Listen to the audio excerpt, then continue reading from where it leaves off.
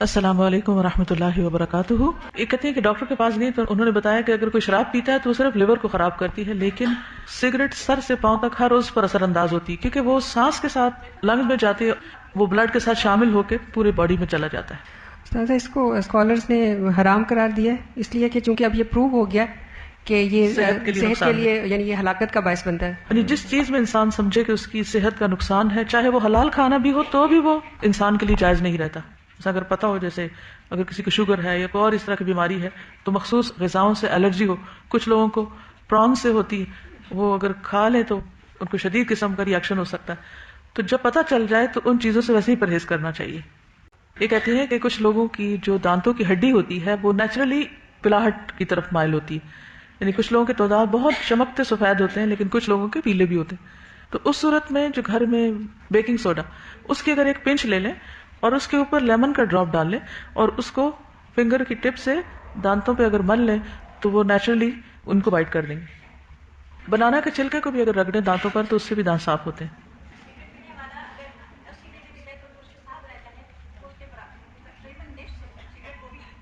Cigarette اگر کوئی 10 پیتا تو کہتے ہیں کہ اس کے ساتھ رہنے والے کم از کم 5 سگریٹوں کا دھواں اندر لے جا چکے ہوتے ہیں، یعنی پیسو اسموکر جو ہوتے ہیں.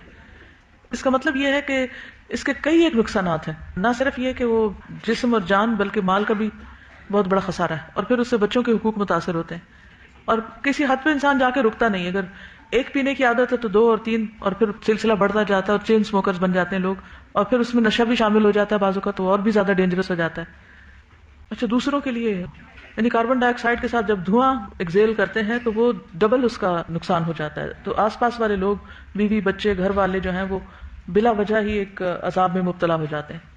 اور ڈیفینیشن کیا ہے مسلم کی کہ وہ کسی کے لیے تکلیف دہ نہیں ہوتا، تو سگریٹ پینا جو ہے وہ پھر ایمان کے منافی خود بخود ہو جاتا ہے. سلو پوائزننگ بھی ہے اسموکنگ، یعنی یہ تو فر شور ہے کہ سلو پوائزننگ کی طرح الٹیمیٹ اس کا انجام ہلاکت ہی ہے، یعنی انسان کے لیے کسی بھی طرح اس میں خیر نہیں. جی سگریٹ کے علاوہ پان، بیڑی اور مسلسل کچھ نہ کچھ کھاتے رہنا، منہ کا کینسر بھی ہو جاتا ہے بعض اوقات اس سے. ایک اور چیز یاد رکھیے وہ یہ کہ صرف دانتوں کے اندر کچھ اٹک جانے سے یا کھانے سے ہی دانت خراب نہیں ہوتے، دانتوں کا تعلق بھی معدے سے ہوتا ہے، آپ کے اسٹمک سے ہوتا ہے، اور جو آپ کی فوڈ ہوتی ہے وہ اوور آل ان کے اوپر اثر انداز ہو رہی ہوتی ہے. میری بیٹی جب بہت چھوٹی تھی تو نرس گھر پہ دیکھنے آتی تھی، اس وقت میں اسٹوڈنٹ بھی تھی، یو کے میں تھی. تو اس نے مجھے کہا کہ آپ دودھ میں شکر نہیں ڈالیں گے اس کے. تو میں نے کہا کیوں؟ کہنے لگے اس کے دانت خراب ہو جائیں گے. میں نے کہا دانت تو آئے نہیں ابھی. تو کہہ رہی کہ دانتوں کی ہڈی بن رہی ہے، اگر اس وقت اس کا شوگر کا انٹیک زیادہ ہوگا تو اس کے دانت کمزور ہوں گے. تو ہم لوگ بہت چھوٹی ایج میں بچوں کو پیپسی پلانے لگتے ہیں.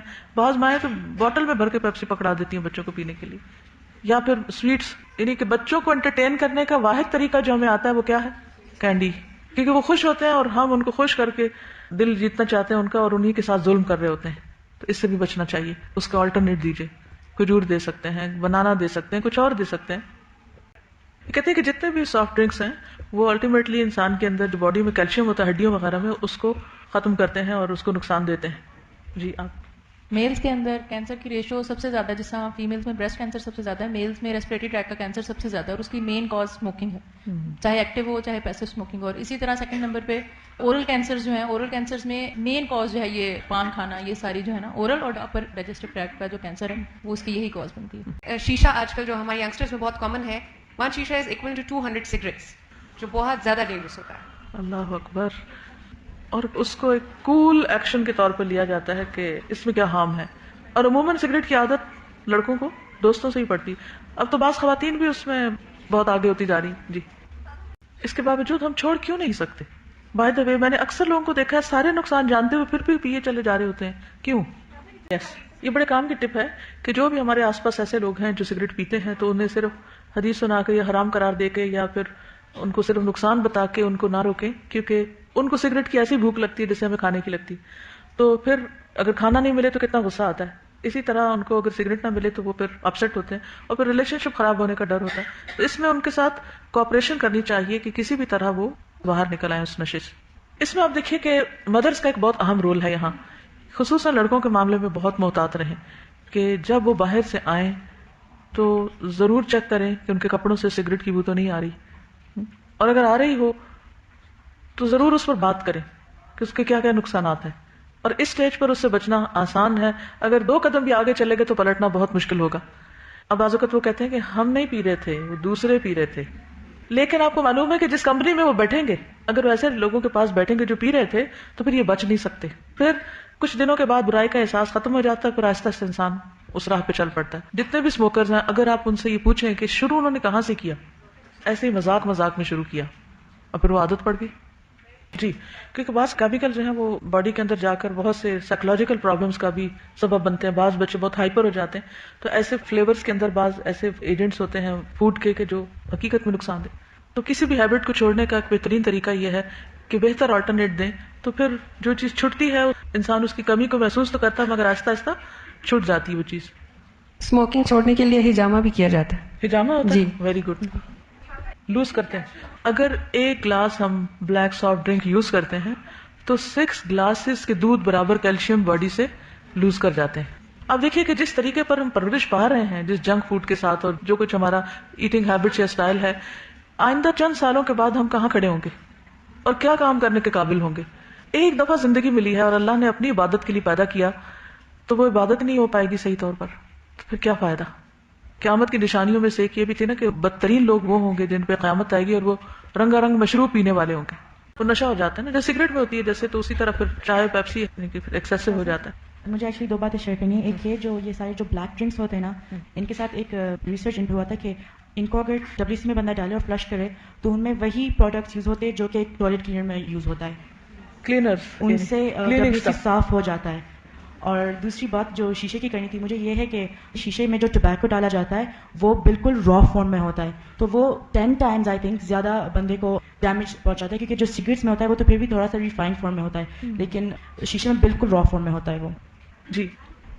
کاؤنسلنگ کی جاتی ہے کیسے کاؤنسلنگ وہ اس طرح سے کی جاتی ہے کہ پہلے تو وہ یہ سوچے کہ جو اسموکنگ کرتے ہیں ان کا ری انفورسنگ ان کا ایک اسٹیمولس ہوتا ہے کہ وہ کس وجہ سے کرتے ہیں. کچھ لوگ عادی ہوتے ہیں آفس میں کرتے ہیں یا گھر میں ان کو جب بالکل ٹائم پاس کریں. ہاں، تو اس کا یہ ہوتا ہے کہ پہلے وہ اپنے آپ کو ریسٹرکٹ کریں کسی ایک جگہ پہ کہ وہ یہ سوچیں سپوز کہ آج میں نے آفس میں نہیں کرنا، صرف گھر میں کرنا ہے. کچھ دن اپنے آپ کو اس طرح سے ریسٹرکٹ کریں گھر کے ایریا میں. پھر گھر کا بھی وہ ایک روم سلیکٹ کر لیں جہاں پہ باقی فیملی ممبرز نہ ہوں. مطلب اس طرح سے ان کے مائنڈ میں ایک سائیکولوجیکل اسٹیمولس تھوڑا تھوڑا اپنے آپ کو نیرو کرتے جائیں، اپنا جو بھی وہ ایجنٹ ہے اس کو نیرو کرتے جائیں، اور پھر یہ سوچیں کہ میں نے گھر والوں کے سامنے اس کو نہیں کرنا. تو اس سے آٹومیٹکلی ان کے مائنڈ میں آئے گا کہ یہ کوئی ایسی چیز ہے جو باقیوں کے سامنے اگر میں نہیں کرا تو definitely it's not beneficial for me. اس کے بعد پھر وہ الٹیمیٹلی اپنے آپ کو واش روم میں ریسٹرکٹ کر لے کہ میں نے صرف وہاں پہ کرنا ہے، اور پھر ڈیفینیٹلی وہ اس کو اچھا نہیں لگے گا تو آٹومیٹکلی وہ چھوڑنے کی طرف اس کو جائے گا. یہ طریقہ. اور اس میں روزہ بہترین علاج ہے نا، جیسے پہلے بھی بات ہوئی تھی کہ روزہ بہت سی چیزوں کی اصلاح کر دیتا ہے. یہ کسی نے اپنا تجربہ بھی لکھ کر بھیجا تھا. یہ کہتی ہیں کہ میں ایک آرگنائزیشن میں جاب کر رہی تھی. میری جاب ایسی تھی جس میں لوگوں سے ڈیلنگ کرنا تھی، اور وقت کے ساتھ ساتھ وہ بہت زیادہ ہو گیا، یعنی ڈیلنگ. اچھا بولنے کی وجہ سے مجھے اسپوکس پرسن کا کردار نبھانا پڑتا جو میرے دل میں کچھ کھٹکتا، خاص کر CEO اور بورڈ آف ڈائریکٹرز کے ساتھ میٹنگز میں بار بار ان کی طرف دیکھنا پڑتا، کیونکہ مجھے نیچے دیکھ کر بات کرنے کی عادت نہیں تھی اور میں ہمیشہ دوسروں کو دیکھ کر ہی بات کرتی ہوں. باوجود پوری کوشش کے مجھ سے کنٹرول نہیں ہوتا تھا اور میری نگاہیں اٹھ جاتی.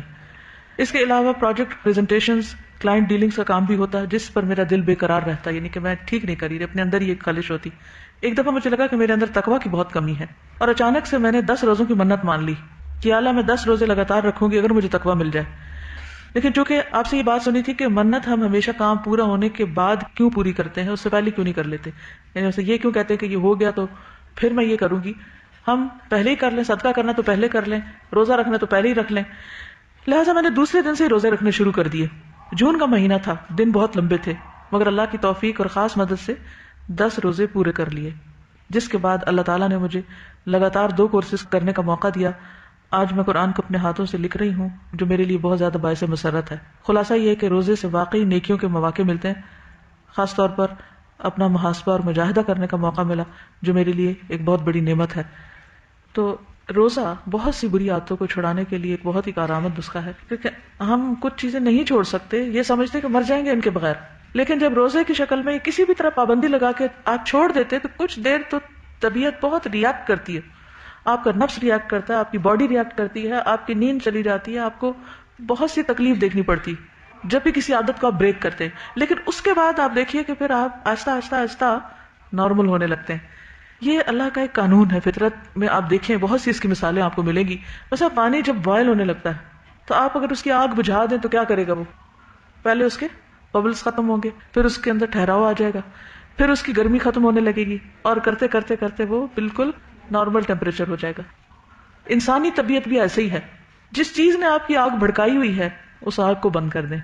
کچھ دیر کے لیے تو آپ کے اندر وہ بے چینی آئے گی، مگر آہستہ آہستہ ٹھنڈک آنا شروع ہو جائے گی اور آپ ٹھیک ہو جائیں گے.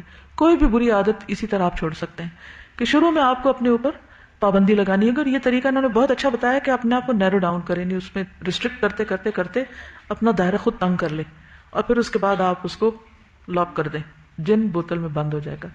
اس معاملے میں اگر کچھ اور آپ سگریٹ یا منہ کی صفائی کے بارے میں کچھ اور کہنا چاہیں تو آپ مزید ریسرچ کر کے لا سکتے ہیں. پھر ہے کانوں کی صفائی.